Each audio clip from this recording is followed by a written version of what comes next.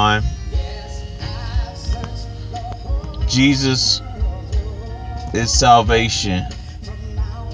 If Jesus came into this world as God manifest in the flesh, that means, and if God is love, that means that love manifests himself in the flesh. So love came into this world as man, so that man may become the love. Jesus came into this world that we may know him and believe in him. And believing in him really means believing in love, believing in salvation. And that believing in that salvation will draw you to rise up to become him. So he may be in you and you manifest yourself as him on this earth.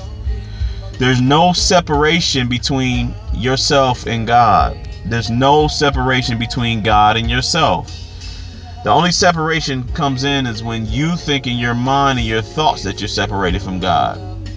See, when I was a child, I used to think of God as somebody in the sky, far, far, far in outer space.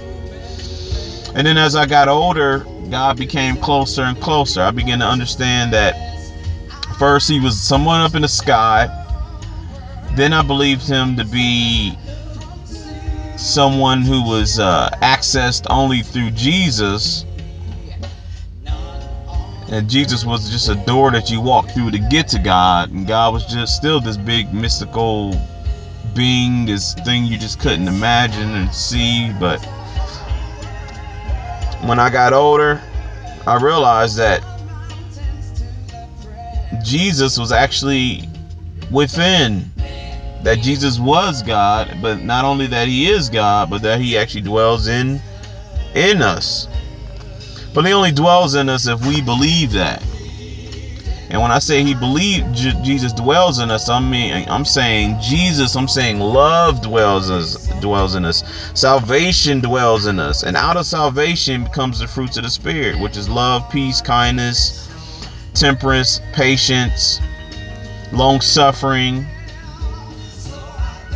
So we have to believe that we have to believe in good. We have to believe in God. Some will believe that God isn't real, God isn't true. But do you believe in love? I know a lot of people who are atheists who believe in love. I have atheist friends who believe in love. I've talked to them. They say, man, I can't accept the things that's going on in the church and some of that stuff in the Bible I just can't buy. But I do believe in love. And I say, okay, well, that's a start right there. If you believe in love, you are believing in God. Because, see, it goes back to the commandments. God says,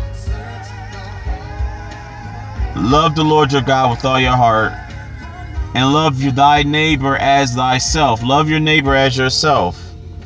So you have to love God, and then you have to love your neighbor as yourself. So the requirement is to love yourself first. If you love yourself first, you're going to love your neighbors. You're going to respect your neighbors.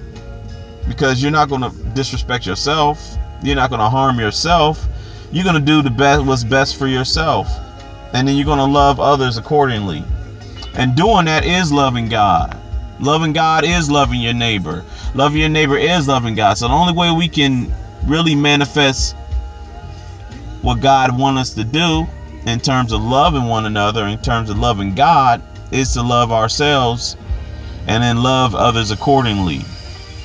Because I can love God and worship God in the temple all day and not love my neighbor. So I have to show that. I have to show my beliefs. My beliefs, anything that I'm thinking in my mind has to manifest itself out from the inside out. So just to summarize everything up, man, you're not separated from God. And God is not separated from man. Just accept who God is. God is love. Love created this whole world. Love is what's holding everything together. Love holds the molecules and the atoms and all these compounds together. And all love is just a relationship between two like things or two things.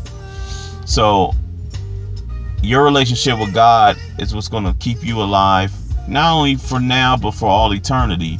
There's no such thing as death. We think about death, but there's no separation from you and God. So there's no, once you leave this body, you're still alive, as long as you believe in love. But if you don't believe in love, then you're going to reap what you sow. So you have to, whatever you sow, you shall reap.